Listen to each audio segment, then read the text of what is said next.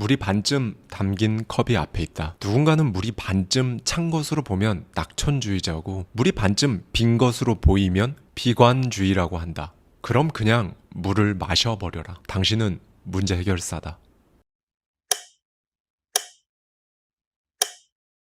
여러분은 성공합니다. 여러분이 그러길 간절히 원하니까요. 안녕하세요. 하와이 데저텍입니다. 한 주간 성공을 향해 달려가는 월요일입니다. 이 영상을 월요일이 아닌 다른 요일에 듣는 분들께서도 이 내용을 기점으로 다음 월요일 영상이 올라오는 시점까지 진짜 정신줄 꽉 잡고 하루하루를 플러스 에너지로 채워 넣으시죠. 네, 이미 아시겠지만 우리 채널에선 특히 월요일이 중요합니다. 여러분, 기운 넘치게 시작해볼까요? 오늘은 그랜트 카돈의 저서 10배의 법칙에 담긴 인사이트를 가져와서 저의 생각까지 보태서 그동안 우리가 당연히 상식이라고 생각했던 몇 가지 룰을 완전히 깨부수고 정말로 완벽한 성공 마인드를 장착해보는 시간을 갖겠습니다. 자, 여러분은 제가 제시하는 6개 항목에 대해 어떻게 생각하시는지 맞다, 아니다를 속으로 한번 대답해보세요. 1. 성공은 특별해서 모두가 성공해야 하는 것은 아니다. 즉, 성공은 선택사항이다. 2. 목표는 현실적이어야 한다. 너무 큰 목표는 부질없다. 3. 살면서 문제는 최대한 일으키면 안 된다. 4. 두려움은 인간의 원초적인 감정이기 때문에 두려움과 걱정에 촉각을 곤두세우는 건 필요하다. 5.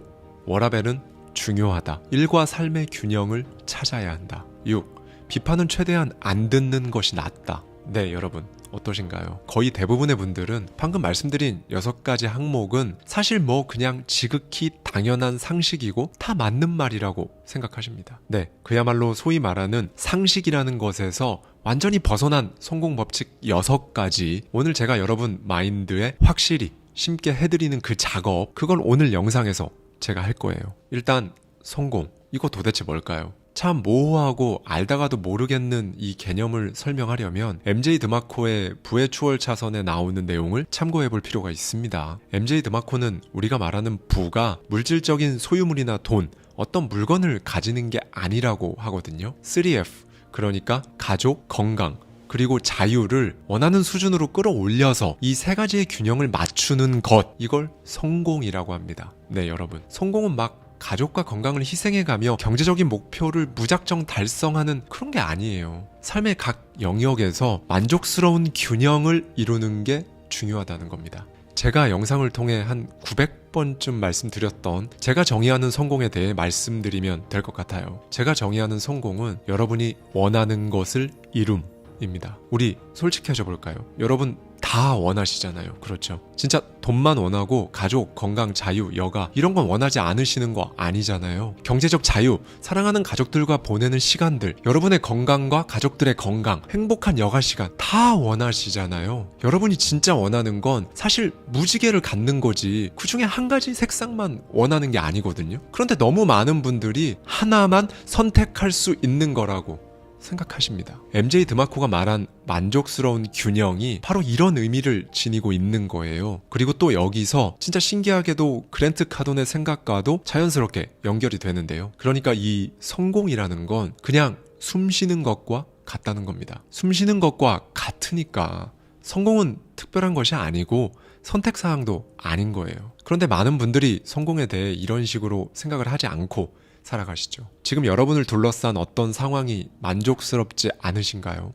네, 그런데 그 불만은 아주 건강한 상태입니다. 삶의 각 요소에서 여러분이 원하는 만큼 균형을 맞춰야 하는데 지금 이게 안 돼서 만족스럽지 않은 거거든요. 이 불만을 그냥 모른 채 하고 불균형 상태에 안주하는 사람을 일컬어 우리는 성공에 관심 없는 사람이라고 칭합니다. 여러분, 균형을 맞춰야 합니다. 여러분이 원하는 수준까지는 맞춰야죠. 돈 때문에 가족들도 많이 못 보고 스트레스는 스트레스대로 받아서 건강 다 상하고 주말엔 피곤해서 여가 시간이고 여행이고 모르겠고 몸은 계속 깔아지고 이런 건 균형이 완전히 깨진 거예요. 그렇게 그냥 10년, 20년, 30년 아니잖아요. 네, 여러분, 가족, 건강, 자유, 지금 이 3가지 중요한 요소 중에서 균형이 틀어진 부분이 어딘가요? 이 균형을 맞추려면 뭘 해야 할까요? 이 균형을 맞추기 위해 여러분의 재정적인 부분은 어느 궤도쯤 올라와야 정말 마음껏 가족을 꾸리고 사랑하고 건강하고 자유를 즐길 수 있나요? 여러분 스스로 이런 식으로 계속 혼자 생각해 보세요. 딱 5분, 10분이라도 좋습니다. 그냥 동네 편의점 가는 길에라도 이렇게 생각해 보십시오. 제가 왜 그렇게 해 보시라고 말씀드리냐면요. 이렇게 하면 저에게 정말 많이 물어보시는 뭘 해야 할지를 모르겠어요 라는 질문이 사라질 거예요. 네, 여러분. 이 균형을 어느 수준에 맞출지는 사실 개개인마다 다 달라요. 그래서 저는 오늘 10배라는 말은 쓰지 않을 겁니다. 여러분이 가족, 건강, 자유를 통틀어 원하는 삶의 수준, 이건 수치로 환산할 수 없는 부분이거든요. 저는 오히려 한 컷의 그림을 상상하라고 말씀드립니다. 꼭 한 컷이 아니어도 됩니다. 여러분이 원하는 수준, 원하는 삶의 균형을 전부 다 아우를 수 있다면 그걸 마음속에서 그림으로 그냥 떠올려 보세요. 그리고 바로 이 그림을 위해서 경제적 자유가 필요한 겁니다. 그래서 성공이 중요해요. 여러분의 의무고요. 이건 이룰 수 있고 없고의 문제가 아닙니다. 진정으로 진짜 솔직히 여기엔 한계가 없어요. 한계가 눈에 뻔히 보이는데 그건 여러분이 한계라고 생각하고 있는 한계죠. 그거 가짜 한계예요. 제가 진짜 수십 년간 그 가짜 한계에 속아서 건강 잃고 돈 잃고 다 해봤거든요. 그거 아니에요. 한계가 딱 보이는구나. 그러면서 그냥 가만히 앉아서 성공이 오든지 말든지 하고 있으면 당연히 변하는 건 아무것도 없죠. 성공을 여러분의 의무라고 생각해 보십시오. 국가를 위한 의무? 많죠. 세금도 내고 군대도 가고 그러잖아요. 사랑하는 아이를 위한 부모로서의 의무도 있잖아요. 회사를 위한 의무는 뭘까요? 어찌되었든 휴가랑 빨간 날이 아닌 이상 비가 오나 눈이 오나 아프든 안 아프든 9시부터 6시까지 가서 앉아 있어야 하잖아요. 국가, 아이, 회사를 위하는, 그러니까 여러분이 아닌 누군가를 위한 의무는 진짜 너무 당연하게 생각하시면서 왜 여러분 스스로를 위한 의무, 성공 왜 못 본 채 하고 모른 채 하고 그냥 살아가려 하시나요? 여러분 스스로를 위한 의무라는 걸 정말 받아들이기만 하면 인생 바뀝니다. 자, 그렇다면 이 성공은 어떤 사람에게 찾아올까요? 성공은 책임감을 가지고 자신의 인생을 통제한 사람에게 찾아오는 하나의 결과, 즉 상택값인 거예요. 우연히 떨어지는 감이 아닌 겁니다. 네, 여러분. 성공하지 않는 이유는 딱 하나예요. 성공하려면 사실 엄청난 행동력을 발휘해야 하는데 책임이란 단어를 외면하고 살아가려고 하니까 이 행동 자체가 안 되는 거죠. 오늘은 제가 소소하지만 어쩌면 여러분 인생을 바꾸는 그 계기가 될 수도 있는 숙제를 하나 드리고 싶은데요. 딱 일주일 동안만 여러분이 이룬 성공에 대해, 심지어 실패에 대해서도 다 여러분 책임이라고 생각하는 겁니다. 8일도 안 하셔도 돼요. 딱 일주일입니다. 제가 이걸 왜 말씀드리냐면요, 인생에서 원하는 지점으로 가려면 자신에게 일어나는 일이 좋든 나쁘든 전부 나에게서 비롯됐다는 책임감을 가져야 하기 때문이에요. 강박을 가지라는 게 당연히 아니고요. 모든 일의 원인을 자기 자신에게 찾다 보면 그때 진짜 딱 유용한 해결책이 나오거든요. 이게 바로 높은 수준의 책임감을 지닌 사람만 발휘할 수 있는 문제 해결력이고요. 설령 상대방이 잘못한 게 맞아도 그래도 피해자처럼 굴지 말아 보십시오. 일주일 동안만 해보세요. 왜냐면 피해자라고 스스로 정의하는 순간 사람이 수동적으로 대처하게 되거든요. 이거 사실상 내가 피해받았는데 뭐 해줄 거야? 어떻게 해줄 건데? 수동적이죠. 상대가 내리는 결정에 휘둘리는 거거든요. 저 역시도 이 마인드를 장착하기까지 생각보다 쉽지 않았는데요. 이거 하나 딱 장착하고 나니까 진짜 저한테 당연히 없다고 생각했던, 정말 30년 동안 나한테는 없는 줄 알았던 능력이 저한테 있는 거예요. 이게 이렇게 딱 하나만 알게 되잖아요. 이제 거기서부터 인생이 달라지더라고요. 그때 그것도 나는 못할 거라고 봤는데 되던데, 이것도 되는 거 아니야? 될 것 같은데, 이런 생각이 들면 이제 뭘 하게 되나요? 움직이게 되죠. 행동이 바로 이 지점에서 스파크 튀듯이 일어나고 그 행동이 결과를 낳죠. 제가 자꾸 인생 바뀐다고 말씀드리는데 이런 식으로 바뀌는 겁니다. 여러분에게는 어떤 문제든 해결할 잠재력이 있어요. 바로 여러분 안에요. 그런데 그 재능과 잠재력들이 전부 다 실체 없는 한계 안에 갇혀 있죠. 그 탁월함을 제발 끄집어내십시오, 여러분. 대부분의 사람들이 자신만의 예술 작품을 품속에 고이 간직하다가 죽는다고 해요. 제대로 살아갈 준비만 하다가 끝나는 거죠. 성공이 의무고 숨쉬는 것과 같다는 진실을 알면, 인생의 불균형을 해소하는 상태가 성공이라는 걸 깊이 깨달으면 여러분은 자연스럽게 목표를 찾습니다. 폭발적으로 행동할 거고요. 성공은 그 행동의 결과로 자연스럽게 따라옵니다. 네, 여러분. 그러니 성공은 의무입니다. 여기까지 제대로 마인드 장착이 되셨으면 넘어가시죠. 자, 그 다음 목표는요? 네, 여러분, 거두절미하고 현실적인 목표는 이제 절대 세우시면 안 됩니다. 여러분, 되게 재밌는 게요. 진짜 뭐든 저항을 이겨내려면 원하는 지점에 도달해야 할 커다란 동기가 있어야 하잖아요. 그런데 현실적인 목표는 뭔가 계속 수치만 확인하게 만들고 스트레스만 줄 뿐 극적인 변화를 이끌어내지를 못해요. 이제는 다르게 가셔야 합니다. 네, 그러니 현실적? 그런 거 모르겠고 진짜 큰 목표여서 장대한 목표여서 간직하기만 해도 여러분 스스로가 빛나는 것 같은 그 목표를 들고 이제는 그걸 진심으로 여러분의 의무라고 생각하세요. 정말 진심으로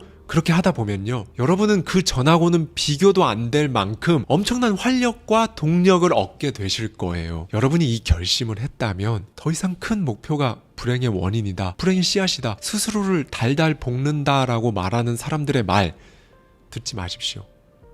계속 말씀드립니다. 보통 수준의 목표를 설정해서 하루하루 전전긍긍하는 게 더 고통스러워요. 제가 지난 대작 시리즈 3부에서도 말씀드렸죠. 하루의 습관은 여러분이 큰 목표를 설정했을 때 이 목표의 하위 개념으로 툭 튀어나오는 하루의 조각에 불과하다고요. 그냥 작은 습관의 나열이 목표가 되면 안 됩니다, 여러분. 매달 30만 원씩 저축하면 12달이니까 1년 동안 360만 원 모을 수 있겠다. 이런 게 목표가 되면 절대로 안 된다는 거예요. 이건 개인 재무 스케줄입니다. 목표가 아니라요. 목표는 여러분이 되고 싶은 모습, 그 모습을 머리에 제대로 입력시켜 놓고 그 모습이 되기 위한 것들을 막 하다 보니 뭔가가 습관이 되었다.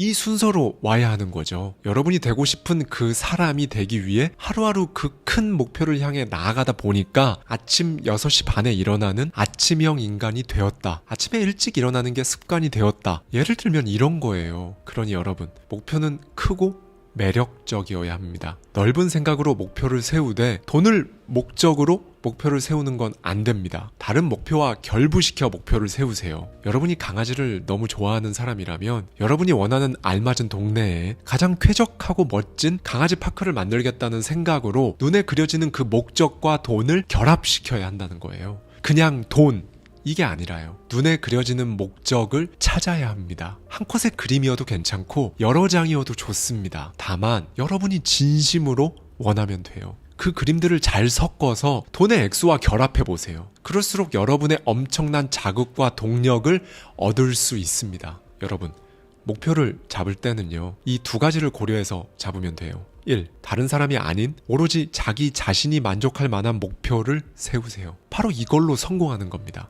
2. 무엇이든 가능하다 생각하세요. 네, 여러분이 아직까지도 스스로 자신의 가능성을 과소평가하고 있으면 사실 목표를 크게 세우는 것 자체가 불가능합니다. 어쩌면 저에게 뭘 목표로 삼을지 모르겠어요 하시는 분들은 이 가능성에 제한을 둬서 아예 뒤죽박죽된 경우도 있을 겁니다. 여러분의 잠재력, 탁월함을 충분히 발휘하게 되는 큰 목표를 세우고 그 삶이 당연하도록 행동하는 데 집착하세요. 그렇게 하시면요, 제가 장담컨대 이 과정을 거친 것만으로도 여러분은 평범하게 살 수가 없습니다. 정말 압도적으로 많은 분들이 목표에 관심 없이 살아요. 정말 그래요. 1년에 겨우 한 번 정도 목표 적어보고 그러거든요. 그리고 이 목표 자체를 본인 인생에서 비중 있게 다루지도 않습니다. 여러분은 다르죠. 여러분은 매일 목표를 적고 소리내어 말하기도 하시잖아요. 이렇게 여러분이 매일 하는 그 행동은 여러분의 삶을 쥐고 뱃머리를 틀어버립니다. 그 과정을 스스로 책임지고 싶어하는 사람이 되세요. 도대체 어떻게 하면 삶을 지배할 수 있을까요? 일단 지배하겠다고 결심하는 겁니다. 그리고 뭐든, 정말 뭐든 하세요. 그렇게 새로운 문제를 일으키는 거예요. 여러분 인생에는 문제가 생겨야 합니다. 그걸 해결해 나가면서 삶의 균형이 맞춰지거든요. 그러니 문제를 최대한 일으키지 않는 삶을 산다는 건 맞지 않습니다. 그건 나는 최대한 수동적으로 그냥 지금이랑 거의 똑같이 살겠다라고 말하는 거랑 똑같으니까요. 여러분 스스로와 두려울 수준의 약속을 하세요. 그리고 뭐든 하십시오. 대부분 행동하기를 귀찮아하거든요. 그게 다 약속을 안 해서 그래요. 그렇게 행동은 안 하면서 자신에게 일어나지도 않을 일을 고민하느라 시간을 흘려버립니다. 그렇게 해서는 앞으로 나아갈 수가 없어요. 그러니 새로운 문제와 난간에 부딪히는 걸 기꺼이 받아들이십시오. 네, 여러분, 이렇게 생각하면 두려운 마음이 드시잖아요. 근데요, 이 감정이란 건요, 지나치게 부풀려 표현되는 부분이 있습니다. 사람들은 자신이 왜 행동하지 않는지 핑계를 대려고 감정을 희생양으로 많이들 삼거든요. 그동안 두려움을 피하려고 했다면 인식을 한번 전환해 보시는 겁니다. 두려움과 걱정이 딱 드는 그 순간이 지금 해야 한다는 걸 알려주는 신호다 라고 생각해 버리세요. 그리고 그냥 하는 겁니다.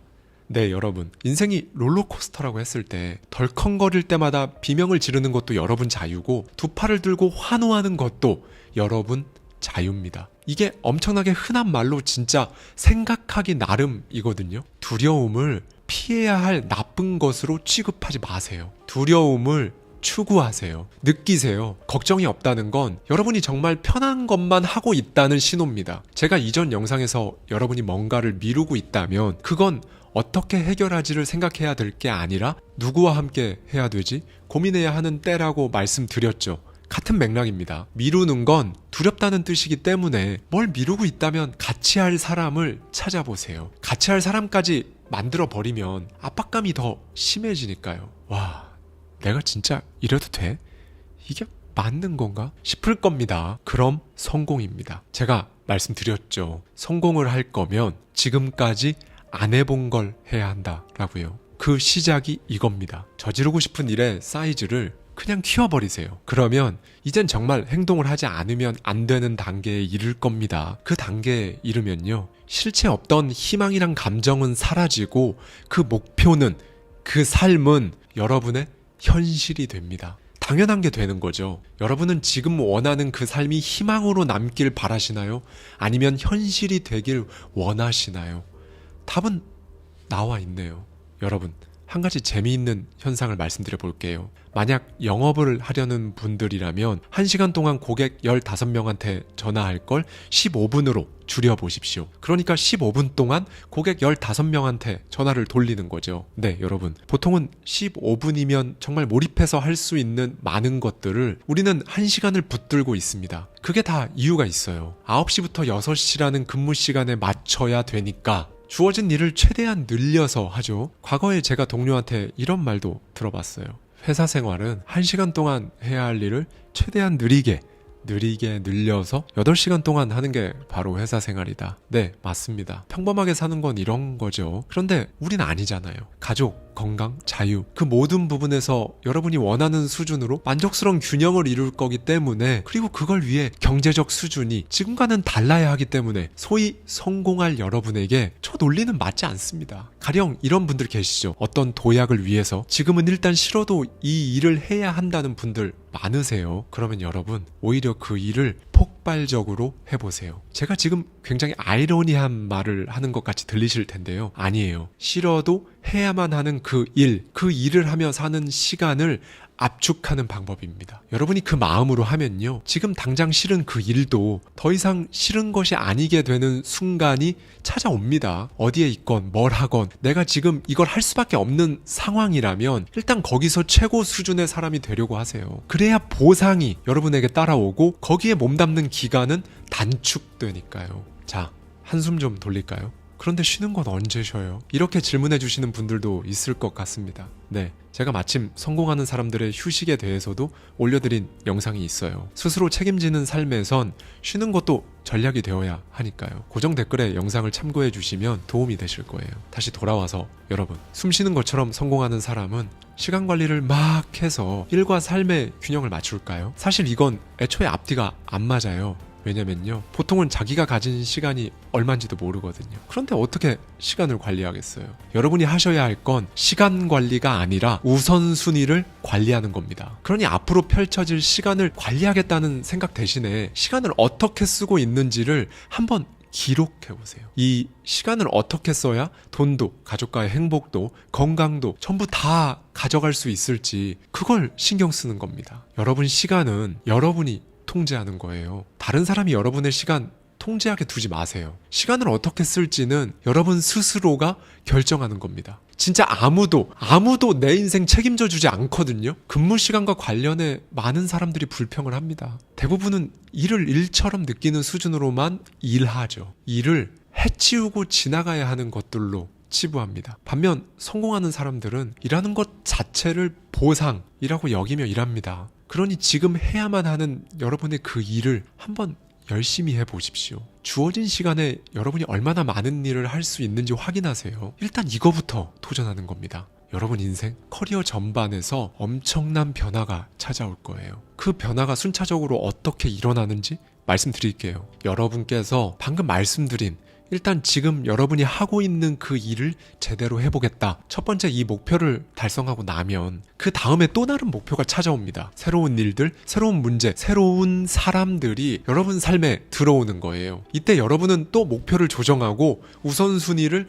조정합니다. 이게 반복되면서 조금씩 사이즈가 커지고 그렇게 숨쉬듯 성공하게 되는 거죠. 그러니 이제는 여러분에 대한 비판, 이거 무조건 안 좋은 거고 피해야 되는 거라고 생각하지 말아 보십시오. 물론 당연히 사람인 이상 비판이 딱 들어오면 안 좋은 감정 바로 들고 그러죠. 그런데 여러분, 이 비판이 들어오기 시작했다는 건 여러분이 이전과는 다른 뭔가를 시작했다는 뜻이기도 합니다. 네, 드디어 한 발 뗀 거죠. 사람들이 비판하는 이유는 따로 있어요. 여러분의 엄청난 행동량과 삶의 의지에 그 사람들은 주눅이 들어요. 그러면 이제 조언의 형태를 띈 채로 비판이 시작되는 거거든요. 데일 카네기가 이런 말을 했습니다. 아무도 죽은 개를 걷어차지 않는다 라고 말이죠. 여러분이 그 사람들에게 존재감이 있게 느껴진다는 겁니다. 오히려 여러분이 아무것도 안 하고 일 잘 안 풀리고 그냥 그렇게 계속 살아가면 이 사람들은 절대로 여러분 견제 안 합니다. 비판도 안 해요. 본인보다 아래에 있는 라이벌조차도 아니라고 생각하면 태클이 들어오지 않는다는 것 기억해 주셨으면 좋겠어요. 그러니 여러분, 충분한 돈을 벌고 싶다고 생각하면서 정작 충분한 돈을 벌지 못하는 쪽으로 인생을 낭비하지 마십시오. 낭비할 시간이 없어요, 여러분. 앞서 말했듯 우리는 얼마의 시간이 남았는지 모릅니다. 만약 여러분이 정말 어떻게 해도 상황을 바꿀 수가 없다면 똑같은 일이라도 어제와는 다른 마음가짐으로 최고 수준으로 해내면 또 어딘가 짜릿한 포인트가 반드시 나옵니다. 그러면 몰입할 수 있어요. 그렇게 하는 겁니다, 여러분. 5세 어린이는 하루 평균 예스를 12번, 노를 122번 듣는다고 합니다. 이런 세상에서 살아온 우리가 노가 아닌 예스를 습관화하는 건 쉽지 않은 일이긴 해요. 그런데 이걸 해내면 또 성공한다는 의미이기도 하죠. 이 작은 말 하나도 남들과 다르게 가세요. 네, 여러분, 살면서 불가능이란 단어에 묶여서 많은 기회들을 흘려보내셨을 겁니다. 후회하지 마세요. 괜찮아요. 기회는 계속 옵니다. 늦은 건 없어요. 나이 60, 70 다 괜찮아요. 흘려보낸 것들에 발목 잡히지 말고 앞으로 오는 것들에 예스라고 생각해 보세요. 지금부터 오는 기회를, 그리고 세트로 따라올 새로운 문제들을 두 팔 벌려 환영할 줄만 알아도 여러분은 성공합니다. 여러분 지금 어차피 여기까지 안 끊고 다 들으셨잖아요. 이 내용을 들은 이상 이전 삶으로 다시 못 돌아갑니다. 안녕하세요. 하와이 대저택입니다.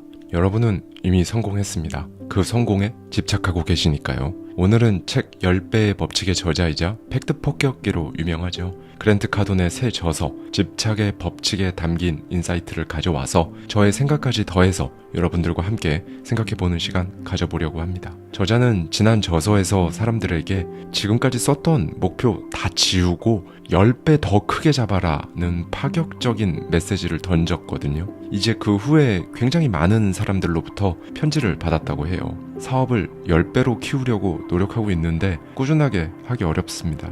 10배 목표를 세우고 따라하려다 보니 버거워서 삶이 완전 혼란스러워져 버렸어요. 저자는 이 편지들을 받아들고 말했죠. 빠진 퍼즐 조각이 있다. 그리고는 자신의 이야기를 들려주며 저자가 말하고 싶은 그 단어, 보는 이의 성공을 진심으로 바라는 마음으로 그 단어를 표현합니다.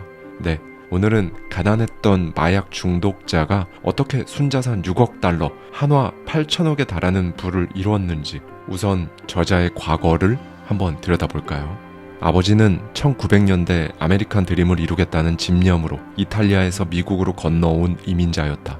아버지는 야심찬 계획을 세웠고 몇몇 채 동업자와 생명보험사를 설립했다. 회사는 순항했으나 무슨 사정인지 모를 이유로 아버지는 동업자들에 의해 추방되었다. 당시 어머니는 3남매를 낳고도 배에 나와 나의 쌍둥이 형제 게리를 품고 있었다. 졸지에 5명의 자식을 둔 채로 직장을 잃은 42세의 가장은 다시 일어나야 했다. 아버지는 저축해둔 몇 푼으로 증권 중개인 자격을 취득해 또다시 모험을 시작했다. 그는 정말이지 성공에 집착했다. 그리고 아주 성실했으며 지치는 법이 없었다. 결국 아버지는 원하는 바를 이뤄냈다. 그는 당시 가장 유행하는 대형 세단을 구입했고 우리 가족은 1800평이 넘는 드넓은 대지에 호수를 낀 대저택으로 이사했다. 이 집에서는 수상 스키를 즐길 수 있는 보트와 잔디 깎는 기계가 있었다. 이웃에는 성공한 전문직 기업가가 살고 있었고 그렇게 아메리칸 드림을 이루었다. 그러나 그 시간은 오래가지 않았다. 아버지는 그 꿈의 집에서 1년 반 만에 심장질환으로 세상을 떠났고 어머니는 48세의 나이에 채 다 크지 않은 자식 5명을 둔 미망인이 되었다. 우리에게 남은 건 약간의 생명보험금과 큰 집뿐이었고 어머니에겐 대학 학위는 물론 돈으로 바꿀 전문 기술이 아무것도 없었다. 그녀는 빠르게 살림의 규모를 줄이기 시작했다. 대저택을 즉시 부동산에 내놓고 도시의 좁디 좁은 벽돌집으로 이사했다. 내 눈엔 참 이상하게 집들이 다닥다닥 붙어 있었다. 그 집엔 슬픔이 가득했다. 모두 아버지를 그리워하는 와중에 어머니만이 두려움에 짓눌려 전혀 다른 종류의 우울감을 느끼고 있었다. 어머니는 두려움에 짓눌려 언제나 어깨를 움츠리고 할인 쿠폰을 모으고 있었다. 그런 어머니를 보며 참 이상한 감정을 느꼈다. 이게 뭘까? 도대체 이게 뭘까? 어머니는 늘 말했다. 너희 아버지가 우리를 중산층으로 만들어주지 않았니? 우린 대부분의 사람들보다 가진 게 더 많단다. 이 사실을 절대 당연하게 여겨선 안 돼. 어머니의 말대로 당시 나는 내가 가진 모든 것에 감사하려고 노력했다. 그런데 그게 될 리가 있는가?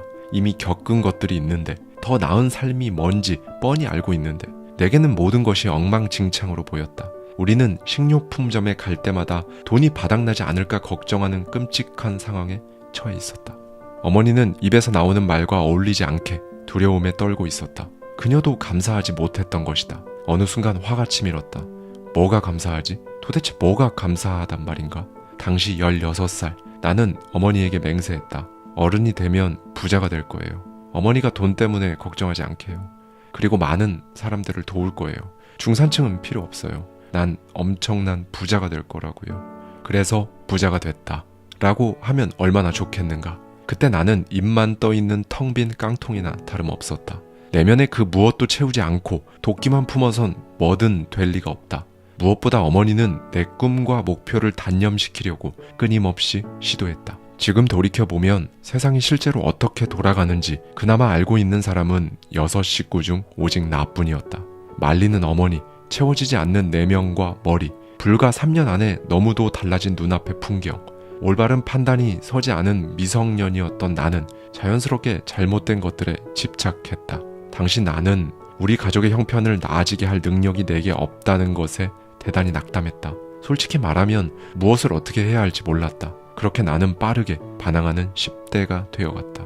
고등학교를 졸업할 무렵 나는 술과 담배, 마약을 하는 나쁜 무리에 완전히 찌들어 있었다. 마약은 내 일상이었다. 구할 수 있는 모든 약물을 모두 복용하며 날마다 엄청난 약물 문제를 일으켰다. 당시 나는 외모도 볼품없었다. 마약 때문에 얼굴은 잿빛이었고 집안에서 나는 골칫덩어리였다. 어느 날 나는 느닷없이 쓰러졌다. 집에서 쓰러져 죽을 뻔했던 사건도 나를 변화시키지 못했다.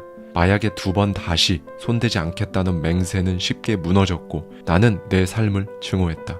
나는 당시 자동차 세일즈 영업을 했는데 내 직업, 동료, 살고 있는 아파트 모든 게 다 싫었다. 며칠 후 나는 가족들의 손에 이끌려 재활치료시설에 들어갔다. 두려움과 희망이 교차했다. 드디어 내가 마약의 손을 뗄 수 있을까? 퇴원하는 길에 나를 담당한 상담사가 마지막으로 한 말이 기억에 남는다. 성공은 꿈도 꾸지 마세요. 당신은 문제가 많습니다. 당신의 중독은 절대 치료할 수 없는 병이죠. 당신에겐 인생에 대한 권한도 통제권도 없습니다. 마약에 손대지 않을 가능성은 제로입니다. 다른 데 초점을 맞춰도 실패할 거예요. 돈이나 명성, 성공, 거창한 생각은 전부 버리세요. 와, 이보다 더한 동기부여가 또 있을까? 나는 치료센터에 들어갔을 때와 똑같이 망가진 상태로 그곳을 나왔다. 마약 기운이 사라져 정신이 맑아졌기에 오히려 내 삶과 능력에 대한 불확실성이 커져버렸다. 나는 회복되지도 않았고 내가 얼마나 나약한지 절실히 깨달았다. 그런데 상담사가 내 파멸의 원흉인 중독 성향을 집어냈을 때 나는 이상한 감정을 느꼈다. 그 작고 더러운 집으로 돌아와 종이 한 장을 가지고 식탁 앞에 앉았다. 중독 치료 과정에서는 중독자에게 많은 글을 쓰게 한다. 그 글들은 전부 과거나 자신의 결함, 나쁜 경험에 관한 반성문 내지 자기 비판에 그치지 않았다. 그게 맞을까? 과거의 잘못을 쓰는 게 맞을까? 이 질문을 나에게 끊임없이 퍼붓자 완전히 다른 결론이 나왔다. 그렇다. 내게 필요한 건 미래를 바라보는 일이었다. 나는 과거에 집중하기를 그만두고 내가 가고자 하는 곳을 바라보기 시작했다. 처음이었다. 내 인생에서 이루고 싶은 일을 종이에 적어 나가기 시작했다. 가족에게 자랑스러운 존재가 되고 싶었다. 내 스스로에게 자부심을 갖고 싶었다. 상담사의 말이 틀렸음을 반드시 증명하고 싶었다. 사회에서 존경받는 사람이 되고 싶었다. 내가 가치 있는 존재라고 어머니에게 선언한 대로 성공한 부자가 되어 존경받는 사업가가 되어, 아니 그 시절 내가 그렇게 자랑스러워했던 그 아버지가 되어 세상에 나를 알리고 싶었다. 내 사람들이 나로부터 행복해지면 좋겠다고 나는 난생 처음으로 이런 생각들을 해냈다. 그날 마음의 문을 열고 새로운 삶에 대해 적기 시작하자 이루고 싶은 온갖 일들이 줄줄이 쏟아져 나왔다. 내 눈물과 함께였다. 그렇다. 더 이상 내게 마약은 문제가 아니었다. 마약에 찌들었던, 마약만이 전부였던 몇 년이 무색하게 내게 왜 마약이 문제가 되었는지 절실히 깨달아버린 것이다. 나는 마약에 집착해서 문제가 된 게 아니다. 나는 성공에 대한 집착을 포기했기 때문에 문제를 일으켰을 뿐이었다. 그날 밤 나는 성공하고 다른 사람도 돕겠다는 내 열망과 정말 다시는 싸우지 않겠다고 결심했다. 그렇게 나는 성공에 대한 집착을 거부하지 않고 온전히 받아들였다. 몇 년 만에 처음으로 맑은 정신과 충만한 영감을 느끼며 새로운 삶의 선언문을 작성한 후 잠자리에 들었다. 다음날 아침 나는 출근 시간보다 1시간 일찍 출근했다. 치료센터에서 나온 나를 사장님은 두 팔 벌려 환영해 주었다. 나를 향한 그의 관심과 애정이 이렇게 소중한 건 줄 미처 몰랐었다. 다른 직원들이 다 퇴근했는데도 나는 직장에 남아 있었다. 집에 가는 게 두려웠다. 자유시간은 내게 위험한 것이었다. 지루함을 느끼거나 열심히 해야 할 일이 없으면 난 또 다시 예전으로 돌아갈 것만 같았다. 그래, 자동차 판매에 내 모든 에너지를 쏟아부어 이것을 성공의 출발점으로 활용해야겠다고 다짐했다. 나는 영업과 자동차 산업에 대한 모든 걸 하나도 빼놓지 않고 배우는 데 전념했다. 그러다 잠깐이라도 자유시간이 생기면 마약의 실체와 마약의 파괴적인 힘에 대해 사람들에게 알렸다. 내 집착 에너지를 모조리 끌어모아 내가 원하는 방향으로 삶을 재설계하겠다고 다짐했다. 사실 내가 자동차 영업 일을 사랑했던 건 아니다. 그건 내 꿈의 직업이 아니었다. 하지만 나는 지금 내가 할 수 있는 것을 성공의 발판으로 삼아 영업에 탁월해지는 데 집착했고 마침내 그 일을 사랑하게 되었다. 지금 당장 자신의 상황을 바꿀 수 없는 사람들이 있을 것이다. 그들에게 도움이 될 만한 이야기를 들려주고 싶다. 바로 우리 아버지 덕분에 나는 어떤 일을 먼저 좋아해야 전념하고 사랑할 수 있다는 생각에서 벗어날 수 있었다. 내가 9살 때 아버지는 마당에서 나뭇가지, 나뭇잎을 쓰레기 봉투에 담고 있었다. 당시 아버지는 매일 이 일에 심혈을 기울여 소중히 제대로 일을 해내고 있었다. 그래서 나는 아버지가 진심으로 그 일을 매우 사랑하는 줄 알았다. 아버지가 말했다. 자기가 하는 일을 먼저 좋아해야 그 일을 사랑할 수 있는 건 아니란다. 아버지는 가족을 보살피고 부양하기 위해 성공에 집착했고 그에게 하찮은 일이란 없었다. 목적이 있었던 것이다. 그는 그 목적을 위해 좋아하지 않는 일이나 원치 않는 일도 기꺼이 제대로 해내며 사랑했을 것이다. 나는 아마 당시 영업맨으로 내 역량을 개발하는 데 700시간 이상 썼을 것이다. 아무튼 한 달이 더 지날수록 나는 이전 달의 나보다 더 나아지는 것을 완전히 실감했다. 실적을 더 많이 올렸고 더 많은 돈을 벌었으며 과거의 나에게 점점 멀어지는 대신 자존감이란 녀석이 다가왔다. 6개월이 지나도 나는 여전히 마약에 손대지 않았다. 대신 나는 판매왕이 되었다. 주변 사람들은 내가 어떻게 그런 실적을 올렸는지 의아해하며 그 비결을 궁금하게 여겼다. 그들은 아직도 내가 마약을 끄는 게 비결이라고 생각할 것이다. 틀렸다. 성공에 대한 집착을 거부하지 않고 온전히 받아들인 것, 인생이 어떻게 펼쳐질 수 있는지 맛보기 시작한 것, 이것이 비결이다. 나는 깨달았다. 내가 나를 정상으로 돌려놓기 전까진 무슨 짓을 해도 다른 사람을 도울 수 없다는 것을. 난생 처음 나에 대해 기분 좋은 감정을 느꼈고 처음으로 돈을 벌었고 그걸 다 저축했다. 하겠다고 마음먹은 일들을 다 하고 있었다. 최고 중 최고가 되겠다는 집념으로 출근길에 올라 자기계발과 영업 트레이닝 오디오를 들었다. 다른 사람보다 1시간 먼저 출근하고 밤 10시가 넘어 퇴근하는 날이 많았다. 그 외 시간은 마약 중독자를 돕기 위해 썼다. 나는 자동차 업계 상위 1%에 드는 영업맨이 되었고 그 볼품없고 어디에도 써먹지 못할 내 외모는 빛나는 인물로 발전했다. 그렇다. 성공은 내게 새로운 마약이 되었다.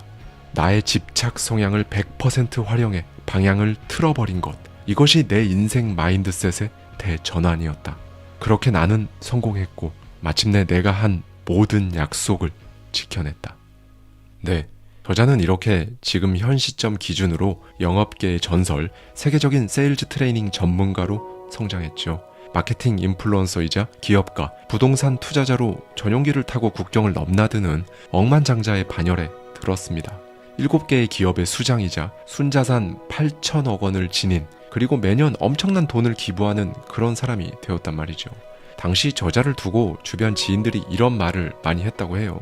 너 한 가지 중독에서 빠져나오더니 이제는 다른 중독에 완전 빠졌네. 긴장을 좀 풀고 살아. 휴가 좀 가라. 라며 저자의 집착 성향을 말려보려고 한 겁니다. 이에 대해 저자는 이렇게 대답했다고 하고요. 미안한데 그럴 일은 없어. 그는 덧붙입니다. 삶이 깊은 바닥을 쳤다는 건 앞으로 올라갈 일만 남았다는 뜻이다. 내가 새로운 삶을 살 수 있게 해준 건 성공에 대한 집착이었다. 나는 집착의 힘과 가능성을 제대로 이해하기 시작했다. 그러면서 이런 성향을 조금이라도 가진 사람들은 방향을 제대로 빨리 잡아서 삶을 전환해야 한다고 강조해요. 여러분, 세상엔 성공에 관심 없는 사람도 많습니다. 모두가 인생을 바꾸고 싶은 게 아니거든요. 관심 없는 분들이 사실 훨씬 압도적으로 많아요. 다만 지금 이 영상을 보고 계신 여러분은 아마 다를 겁니다. 아주 조금이라도 집착 성향도 있을 거예요. 여러분 스스로 몰라서 그렇죠. 그걸 인정하셔야 합니다. 그랜트 카도는 그 성향을 부정하게 되면 오히려 문제가 생긴다고 하거든요. 이걸 확인할 수 있는 첫 번째 테스트입니다. 이건 저자가 아니라 제가 드리는 질문이에요. 유튜브에 보면 정말 진짜 재밌고 웃긴 예능부터 시작해서 정말 엄청나게 많은 장르들의 영상들 많거든요. 그 중에서 여러분은 지금 왜 이 영상을 보고 계신가요? 그런 여러분에게 정말로 이 성공 집착 기질이 1%도 없을까요? 저의 이 질문에 대해 속으로 일단 한번 생각해 보시고요. 이제 성공 집착 기질 여부를 체크할 수 있는 저자의 질문들에 한번 속으로 답해 보세요. 1. 주변 사람들이 불가능하다고 말하는 걸 이뤄내고 싶은 생각을 품는가? 또는 그런 생각을 사람들에게 말하는가? 2. 세상의 이목을 사로잡을 만한 어떤 성과를 이루겠다는 꿈을 꾸는가? 3. 누구나 아는 사람이 되는 것이 어떤 건지 생각해 본 적이 한 번이라도 있는가? 또는 유명해진다는 것이 어떤 느낌일지 궁금한가? 4. 당신의 이름을 세상을 더 나은 곳으로 바꾼 대명사가 되기를 한 번이라도 꿈꿔 보았는가? 5. 자가용 비행기를 소유하는 꿈을 꾼 적이 있는가? 여러분이 만약 이 중에 예라고 할 만한 것이 하나라도 있다면 오늘 이 영상 정말 끝까지 들으셔야 합니다. 이 부분에서 저자는 이렇게 말해요. 자, 인정하라. 당신은 모든 걸 원하고 있다. 그리고 마땅히 그 모두를 누릴 자격이 있다. 네, 지금부터 여러분은 성공에 관심 없는 사람들, 그러니까 보통의 삶과 평범한 결과, 적당한 돈을 가지고 평균 수준에 만족하는 사람들, 그리고 그 어느 것에도 집착하지 않는 사람들에게는 조언을 구하면 안 되는 겁니다.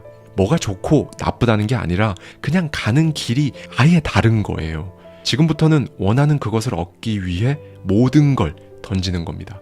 그러면 성공을 위해 가족을 내팽개쳐라? 뭔가를 포기해라? 아니요, 그런 게 아닙니다. 모든 걸 원해도 괜찮습니다. 2마리 토끼를 잡으세요. 부, 건강, 가정, 성공. 저자는, 그리고 저도 마찬가지로 하나도 포기한 거 없습니다. 저자는 말합니다. 나는 단순히 부자가 되는 것에 만족하지 않는다. 건강, 부, 가정, 사랑, 여가 모든 것을 원한다. 무지개를 얻을 수 있는데 왜 한 가지 색에 만족하는가? 우리 같은 사람들은 작은 것에 만족하라고 스스로 정당화할 때마다 불행해진다. 휘둘리고 타협하지 마라. 그만한 성과에 만족하지 마라. 지겹고 불만족스럽고 우울한 그 상태를 그대로 두지 마라. 당신이 가장 행복한 순간은 잠재력을 최대한 발휘하려고 노력할 때다. 당신은 엄청난 거래를 성사시키고 어려운 문제를 해결하고 최고의 인맥을 쌓을 수 있다. 가능성에 의구심을 품었을 때보다 그걸 그냥 한번 해보고 해내면 훨씬 행복하다. 네, 여러분. 얼마 전까지만 해도 욜로로 대변되는 인생을 즐겨라. 인생은 그냥 사는 것이다. 성공이 전부가 아니다 라는 분위기가 유행했었거든요. 언제나 그렇듯 성공하고 싶었던 여러분도 아주 잠시 그 말에 현혹되어 갈팡질팡 하셨을 겁니다. 그런데 이게 뭐 무슨 맛집 찾기도 아니고 인생에 대한 가치관이잖아요. 왜 인생의 항로를 스스로 정하지 못하고 그 중요한 걸 유행에 맡기시나요? 저자 또한 이 말들이 모두 쓸데없다며 쐐기를 박습니다. 이 행성에는 수십억 명의 사람이 자기 잠재력을 다 펼치지 못한다는 것을 알고 있다. 절대 다수가 그냥 그렇게 살아가는데 어느 누가 성공에 집착하겠다는 당신을 응원하겠는가? 내가 누군가의 눈엔 탐욕스럽고 이기적이며 자기중심적이고 만족할 줄 모르는 사람일 수 있다. 그런데 나는 내 가족, 내 꿈, 내가 돕고자 하는 모든 사람과 내 주변 모든 공동체를 그 누구보다 잘 돌볼 수 있다. 성공에 집착하기 시작하면 당신에겐 현실 감각이 떨어지는 사람, 괴짜, 별난 사람이라는 꼬리표가 달린다. 이 말을 들었다면 오케이, 당신은 성공한다. 기억하라. 당신에게는 아무 문제도 없다는 사실을. 진짜 문제는 성공하려는 당신에게 평균이란 전염병을 퍼뜨리는 세상이다. 그 전염병을 당장 끝장내라 라고 말이죠. 네, 여러분. 역시 자기계발 씬에서 말이 가장 센 인물답게 멘트들이 귀에 막 꽂히죠. 저도 좀 당황스럽지만 저자의 이 말엔 매우 동의하는 바입니다. 사람들은 게으름이 용인되기 때문에 게으르다. 그리고 이 게으른 사람들은 우리처럼 집착하는 사람에 대해 항상 문제를 제기한다. 일과 삶의 균형, 조화로운 어울림, 공정과 공평이라는 믿음에 사로잡힌 사람들은 당신이 꿈을 포기해야 할 온갖 이유를 만들어내 집착이 해롭다고 말한다. 성공하려는 사람에게 평균은 실패의 공식이다. 당신은 눈높이를 낮춘다거나 꿈을 포기할 필요가 없다. 당신의 성공은 당신만의 것이 아니다. 더 나아가 당신의 손길이 뻗치는 모든 공동체를 잘 살게 만든다. 성공하고 싶다는 생각과 성공을 향한 집착은 완전히 다르다. 가벼운 집착, 시간제 집착 이런 건 없다. 당신 영역에서 선두에 서고 싶다면 이따금 집착하기, 주말에만 집착하기, 9 to 6만 집착하기 이런 생각은 환상이다. 집착하는 사람에게 균형 감각이란 없다. 죽기 살기식의 태도를 본받아야 한다. 승리에는 대가가 따른다. 역사는 집착하는 사람만 성공한다는 사실을 보여준다. 네, 여러분.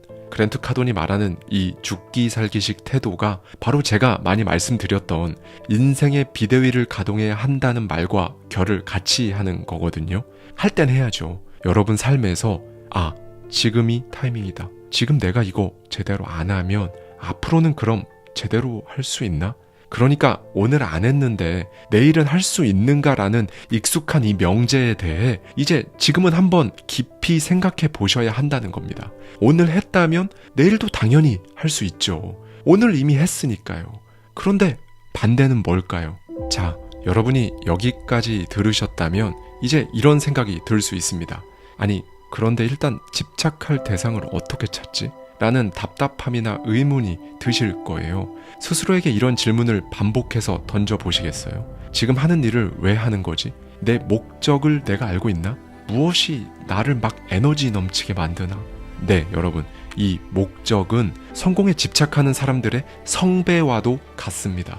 부자가 되는 일에 집착했다는 면에서는 저자와 제가 서로 교집합이 있습니다. 내 삶을 내가 꾸리는 것, 내 가족들이 더는 돈 걱정 없이 살게 하는 것, 이게 저자의 목적이었고 저의 목적이었으니까요. 목적이 무엇인지 알아내세요.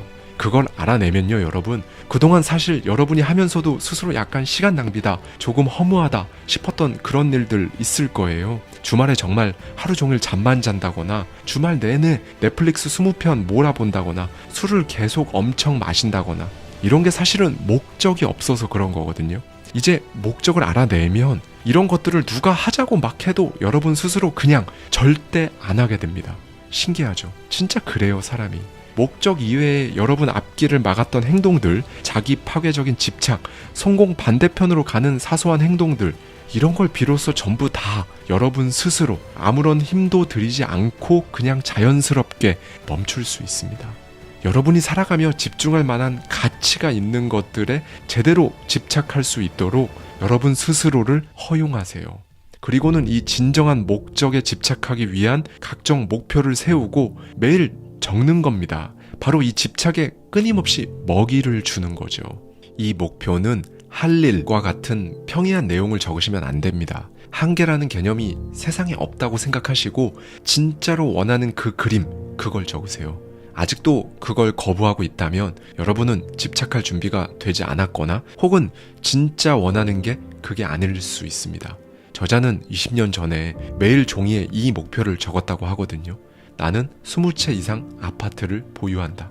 말도 안 되죠. 그 당시 저자한테 아파트라뇨. 그것도 20채 이상이라뇨. 그냥 꿈도 못 꾸는 걸 적은 겁니다. 그런데 지금은 어떤가요? 우리 돈으로 무려 5천억 규모의 부동산 자산을 소유한 큰손이 됐어요. 이 목표에 집착하고 날마다 먹이를 준 결과 진짜 포텐이 터진 거죠. 여러분, 제가 항상 말씀드려서 지겨우실 수도 있겠지만 그만큼 정말 중요하니까 제가 맨날 말씀드리는 거예요. 손으로 종이에 한 땀 한 땀 적으셔야 합니다. 타이핑 치지 마시고요. 이 목표를 매일 적다 보면 아무 행동도 안 하고 있을 수가 없을 거예요. 진짜 장담합니다, 제가. 저자도 똑같이 쓰기 시작하면서 누가 하지 말라고 해도 행동을 저절로 하게 된 거예요. 이 목표를 달성하기까지 5년간 거의 매일 부동산을 보며 남들이 보기에 처절한 시간을 보냈고요. 이렇게 이제 궤도에 딱 오르니까 아파트 20채라는 목표는 평이한 게 되어버린 겁니다.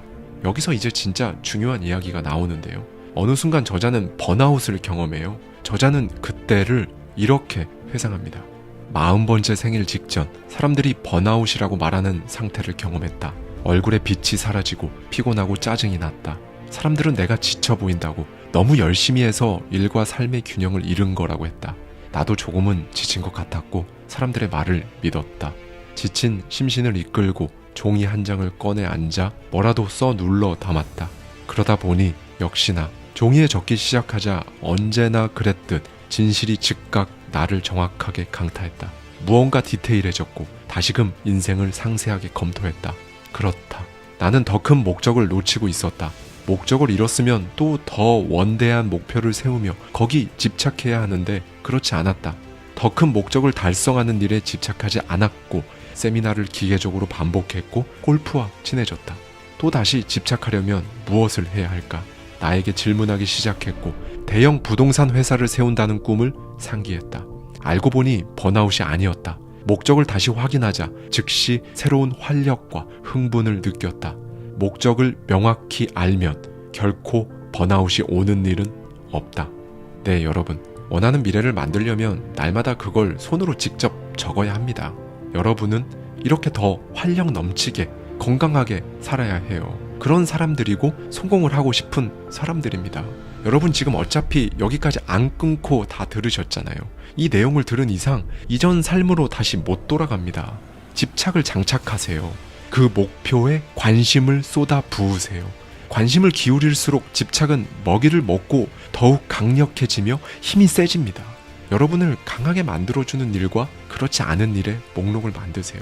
그 목록을 토대로 흥분시키는 것들에는 관심이란 먹이를 주고 의심을 유발하는 모든 것들은 진짜 여러분 삶에서 퇴장, 삭제, 용도 폐기해 버리십시오. 여러분의 야망, 성공, 천재성을 여러분 스스로 방해하지 마세요. 다시 한번 말씀드리지만 이제 다시는 여러분의 성공을 스스로 방해하지 않는 겁니다. 잠재력을 온전히 발휘하세요. 그러면 행복해지고 건강해집니다. 네, 여러분, 저자는 그리고 저도 이제는 진짜 어떤 게 불가능하다는 말을 절대 하지 않거든요. 그러기 위해선 목표가 필요해요. 그게 사람을 생기 있고 살아있게 진짜 사는 것처럼 만들어 주거든요.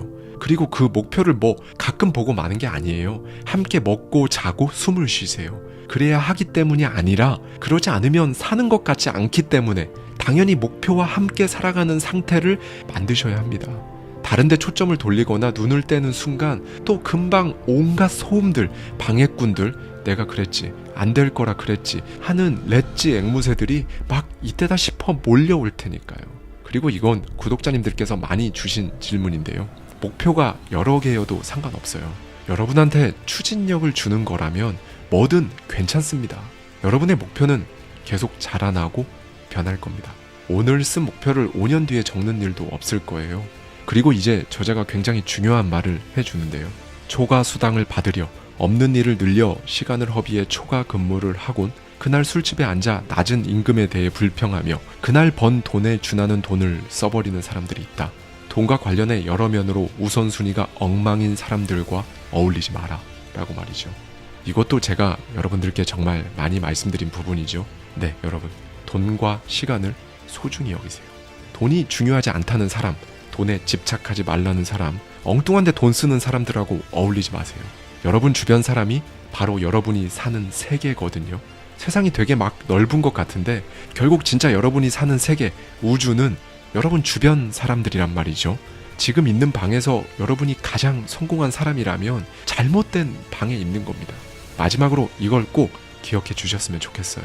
여러분에게 성공 집착의 기질이 있는지 정말 스스로에 대해 반드시 생각해 보세요. 만약 조금이라도 있다면 사방팔방 이상한데 그 에너지를 흐트러뜨리지 마십시오. 어차피 이도 저도 아닌 경계에서 가슴만 답답하고 변화가 필요하다면 그냥 욕망을 인정하고 성공 집착 광이 되는 편이 낫습니다. 의심하지 마세요. 여러분, 사람은 자기가 포텐을 최대로 발휘하는 그 순간에 진짜 가장 행복하다고 하거든요. 다른 사람이 뭐라고 해도 여러분도 그렇게 될 수 있습니다. 전에도 말씀드렸지만 일과 삶의 균형, 워라밸이라는 건 사실 없어요. 성공을 앞에 두고 흥정하는 것처럼 타협하지 마십시오. 돈을 가질 것인가? 건강을 가질 것인가? 이런 건 애당초 틀린 말이에요. 저자도 저도 강조하죠. 둘 다 가질 수 있습니다. 다시 한번 말씀드릴게요. 여러분은 전부 다 가질 수 있습니다. 감사합니다. 지금까지 하와이 대저택이었습니다. 저와 함께 매달 한 권씩 책 속에 담긴 격렬한 통찰을 통해 한 단계 더 성장하고자 하는 분들은 아래 고정되어 있는 댓글을 참고해 주세요.